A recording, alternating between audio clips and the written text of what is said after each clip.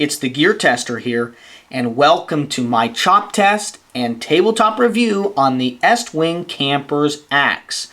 I feel that this short-handled axe makes an excellent urban survival tool. The Estwing Campers Axe is produced in two different versions. One, which has a 16-inch handle. You see two of those here in front of you. And then another version which is produced with a 26-inch long handle, so 10 inches longer. And there's a slight difference in the way the handles are manufactured, but they're basically the same exact head and the same exact lower portion of the handle. The 26-inch version simply just has another additional 10 inches here that fill up the space. I like the Estwing Campers Axe in the 16-inch handled variety for a number of different reasons. My first reason is that it is more compact and it's also lighter weight. And although if I was going to be felling large trees on a regular basis, a longer handle would be more advantageous, I find that for the tasks that I do regularly or unregularly, depending on how you look at it, that the 16-inch version is just fine. This is the way an Estwing Campers Axe will come to you as you purchase it from whatever store, whether that's online or your local hardware or sporting goods store. It's going to come like this. And it will have an overall dimension of 18 inches. Get another 2 inches from the top of the head of the axe head down to the bottom of the handle. But it does have a 16-inch handle if you just measured from the handle there. It's going to weigh in at 3 pounds or 48 ounces. And it's going to have a 4-inch cutting edge here as you purchase it brand new from the store.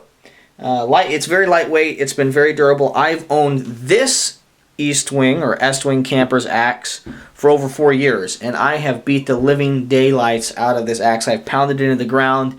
I've just used and abused it. I just always had it in my vehicle, and whenever anybody needed to do anything, whether that was chop down a tree, smash something up, break something, to get it in a dumpster, etc., I've just used this as my go-to kind of sledgehammer, mini axe, mini tool, and it's proved very, very durable. And that's one of the reasons I think that the Estwing Campers Axe is such a good urban survival tool, is because it's just extremely durable. Now, I've made some changes to this axe. This one is unused. This one is perfect, untainted. And this one has been used considerably. You can see there. I did a couple different things to it. I used it for a long time, and I decided that I wanted to lighten the head of the axe up. And you can see here there is a large portion of metal back here. And it's a relatively thin blade, and then it gets wider and wider and wider and wider up here. One of the realities is that this is not a very good splitting axe. No matter how, you're going to have to sink the blade in all the way up to here before it really starts pulling apart the wood. So this is really more like a limbing axe. It does a horrible job of splitting. So I didn't find that was very useful, and I find that the 16-inch handle is a little bit awkward to use two-handed. And if you're going to use it two-handed, you're probably going to want to kneel down on the ground. It's very easy if you're standing up to split something, to cut a limb off the tree and then have this thing come back and cut you, whether that's your knee or groin, however long your arms are, the ratio of your arms and legs. You're going to come back if you cut through something, and it does cut very well because it has that thin blade. It comes relatively sharp from the store, and you can just bam right into you. So you're going to want to kneel down when you use such a short handle, and you can. It does allow you to choke up on this handle, to get both hands on, and really work hard at chopping or cutting. But it can feel a little bit awkward. And so I found myself using it about 50% of the time like this, and 50% of the time one-handed. And the additional weight at 3 pounds and at 48 ounces, this is not a really lightweight tool to be using with just one hand. So I wanted to modify it so that it would be easier for one-handed use. And what I did is I just took a an angle grinder, okay, and got a blade for it, and I removed this portion of metal from the back. So it'd be just like so. I just cut that straight off. And then I just thought it would be fun to play around with the idea of kind of making it like a bearded Viking axe. So I just also then removed a piece of metal from there. You can see how the blade changed. I probably would not do that again. I'd probably just leave it. It was a lot more work, and I think didn't really remove or lighten the head. I also think it makes this look a little bit more like a weapon, and I'd kind of like to avoid that. So I'd still remove this portion, the back portion. You can still smash and crush and hit things, hammer tent stakes in either like this or like this, and that's how I was using the axe anyway. So I like that I lightened the head up considerably. I rounded those edges, and it makes it a lot better for one-handed use. Again, it didn't do anything. I didn't alter anything. Just makes it a lot nicer for one-handed use. Two-handed use, still, bam, you can really chop, hack, and smash through things. So those are the modifications I did to the blade. So I cut that back portion off, removed here again. I would still cut the back portion off. I really wish that I hadn't done that modification. I don't think it was useful. It took a lot of my time, and it took a lot more time to remove this metal here carefully than it did to just cut straight through there. You could do it with a hacksaw. It would take you a long time. An angle grinder with a thin blade is going to be your best bet, I think. The other thing that I did was take black electrical tape, and I wrapped about one entire roll of black electrical tape. I would get 3M tape. This is some cheaper, more cost-effective tape that isn't as nice. So I'd pay the money, you know, $5, $6. I get one really nice roll of black electric tape, and I wrapped it around the handle. And that made this a much nicer tool to use, because now I can choke up, even if it's just carrying it around. I can choke up right to here. This is actually here that's nice to do some minor tasks and things with. Even though I'm not doing a lot of chopping and hacking like this, I can still hold it like this, and I can still do some little chopping tasks like that. I can even choke all the way up here, and it just allows my hand to be much more comfortable. Now this isn't I'm going to have to continue to wrap this and work on this once in a while, but I've used it considerably. I had this axe for about 3 years before I made these modifications, and I've actually been quite happy with the electrical tape and removing the weight there. And I did reprofile the blade a little bit. I took a little more time with a Dremel tool and kind of polished and sharpened the edge up. I'd really smashed this into the ground a lot. I'd split a lot of wood. I've used it a lot, and I had lent it out to people. Because it's so cost effective at about $40, and because it's so bomb-proof and durable, I figured I had nothing to lose to let other people smash it and use it and pry with it and do all kinds of things. So I've just been really impressed with the durability. I like those changes.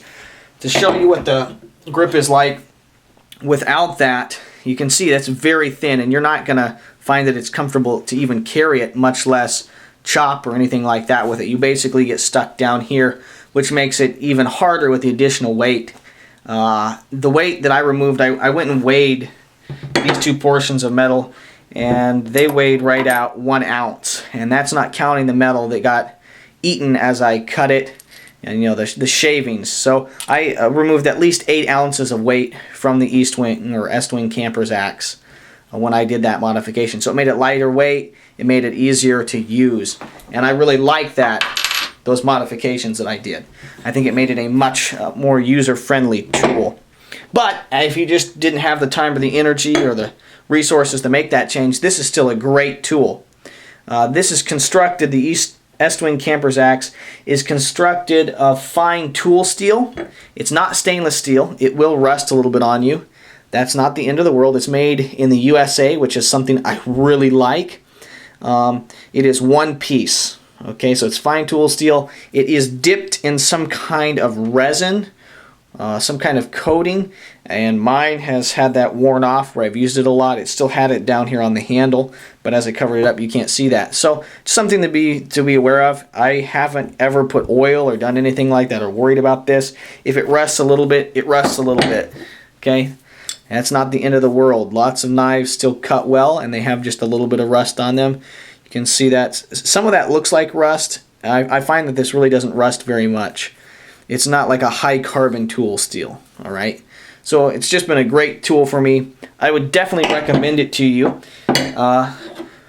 Before we go to the chop test portion of this review, I just let you guys get a look at the sheath that this Campers Axe comes with. This is the same exact sheath that you'll get whether you get the 26-inch version or the 16-inch version like I have right here. Snaps right on very easily. It's got 2 retention snaps, which I like. The sheath is not made in the US. It is made in, at least this one, I don't know if it'll focus there, was made in Haiti. This is I've had this for 4 years, and when I went and purchased this other one more recently, I took a look at its sheath, and it's a little bit different. You can see it has some embossing there on the front. Still has the 2 good snaps, and you can see there it's made in Taiwan. Maybe I was wrong there. Yeah, this one was made in Haiti. This one was made in Taiwan. So, you know, there's been a little bit of change. You can still see they're still stamped right there, number 5, number 5. I did somehow hurt this over time, and I just restitched it, not a problem. The leather's still good, and the rivets were still fine. So that was just some general maintenance that I had to do recently. But it's a great tool, one I would definitely recommend to you as a user, as somebody that has really used this tool for over an extended period of time.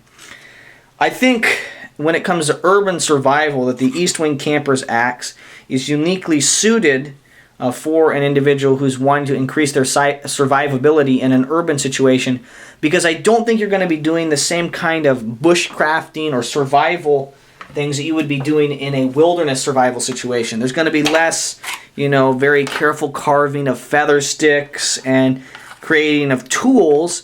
In an urban situation, you're going to, you know, you could still use things like this blast match. You can still do all that stuff.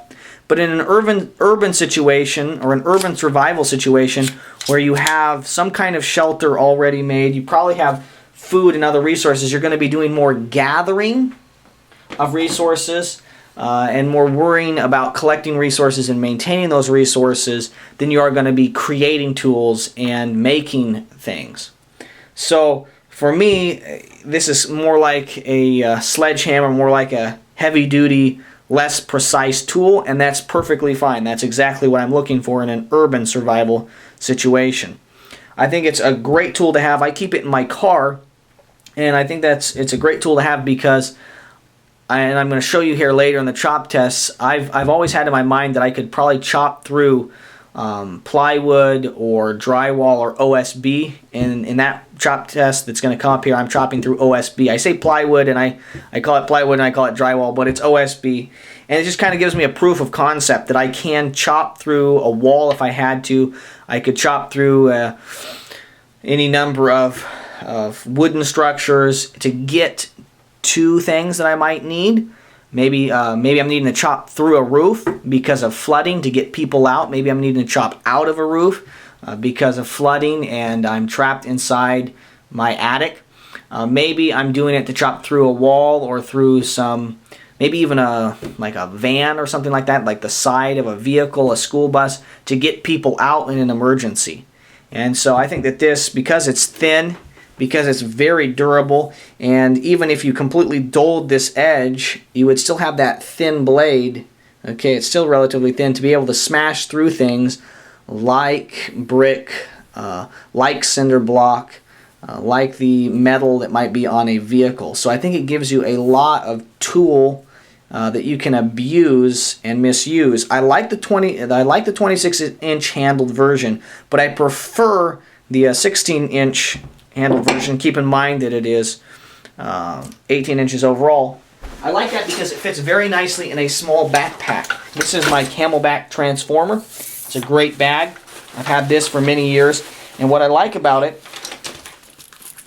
is that I'm able to just take this excellent tool and I'm just able to push it down here in the back portion. You can see right here, I've never had the head fall out because there are retaining straps that keep it all together there.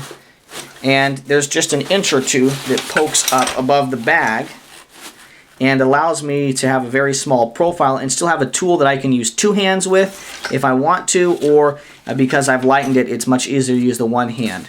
So those are the modifications that I have done to this excellent tool. I like those modifications. I think they've benefited me personally in how I use it.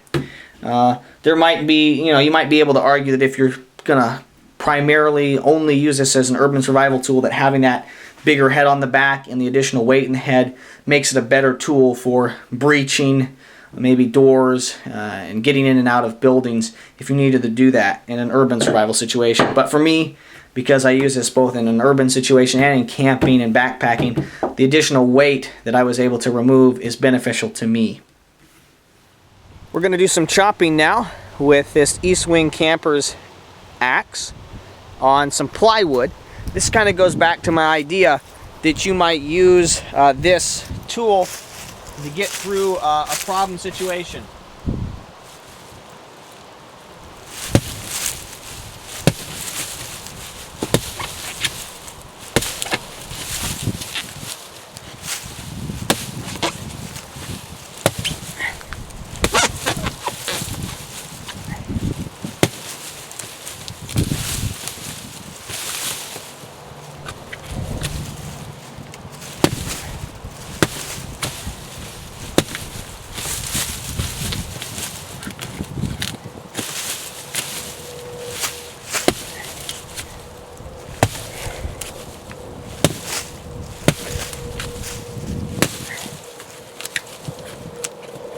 Now this is actually kind of wet plywood, but you can see here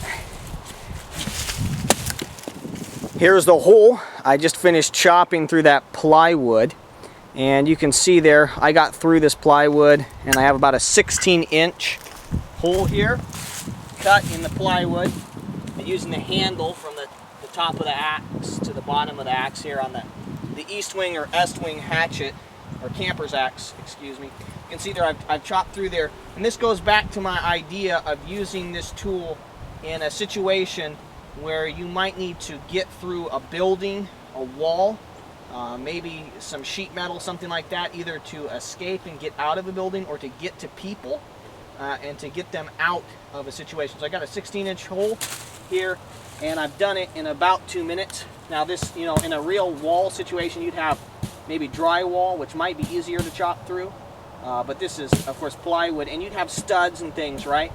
But this gives you an idea. 2 minutes. With it the way, of course, I've modified it, you'd have a heavier axe if I hadn't modified it, but I've chopped through here, and I'm just going to see if I can get through this hole, 16 inches. I'm a small guy, I weigh about 150 pounds. To kind of give you guys an idea, I'm going to see if I can get through this hole now.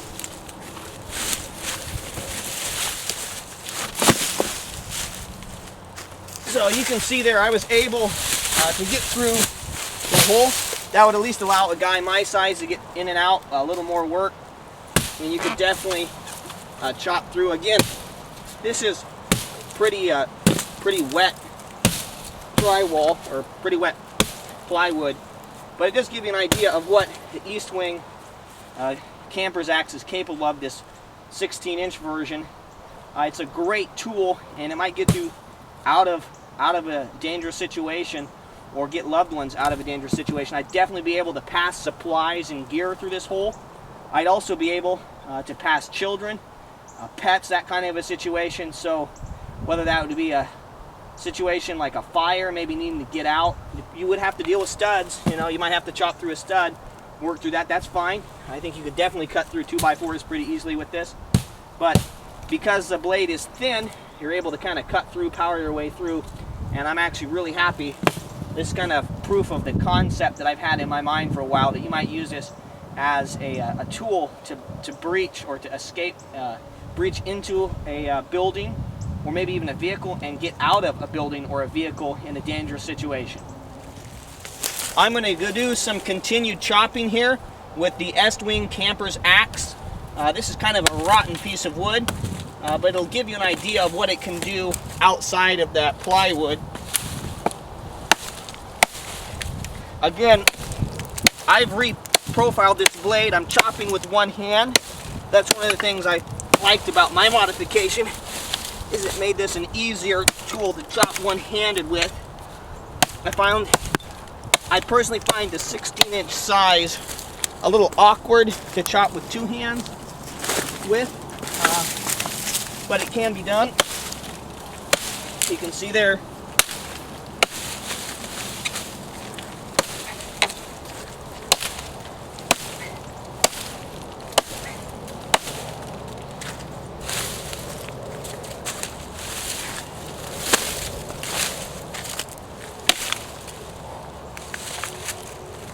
there's a size chunk that we chopped through there very quickly. It is kind of slightly rotten, not super rotten wood, and it is wet.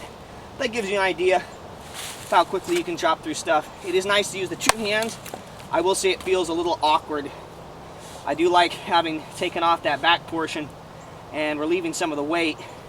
That just means that using one hand becomes a lot easier. I did profile that blade a little bit and polish it up a little bit more. I hope this video has been beneficial to you. I hope it's helped you make a wise decision on whether or not to purchase the Estwing Campers Axe. I think it's a great product, one that I have used for over 4 years and that I would definitely recommend to you, whether or not you do the modifications which I did to this particular Campers Axe. I think it is a great urban survival tool. I think it will increase your survivability and the survivability of your family if they have access to tools like this. There are a number of other competitive options out there. If you're looking for something that's a little bit cheaper and that's probably just as good of a tool, maybe not as durable if you're just going to smash it into concrete and things, the Fiskars X7 Hatchet is a great tool. Got a review up on it. It runs about $25. You can generally purchase them at Walmart's in the spring and summer. It's a great tool. It's lighter weight. It's more compact. Yeah, you're less likely to really be able to use two hands on this, but that's okay. It's lighter. You can still do a good job of using one hand. Comes with a nice little securing sheath that protects you from the blade and locks it in very nicely. A slightly more expensive tool would be the Wetterling's. This is their, I think, Wildlife hatchet. It's good. I paid about $35 for this. Currently, they're running around $60, maybe up to $80, so they're a little more expensive. They do allow you to have that wooden handle. They do come very sharp. I think they represent a good value, and they are more compact in comparison to the Estwing Campers Axe. I still think that you really can't beat the durability, which is and affordability, which is represented by the Estwing Campers Axe in either the 16 or the 26-inch versions.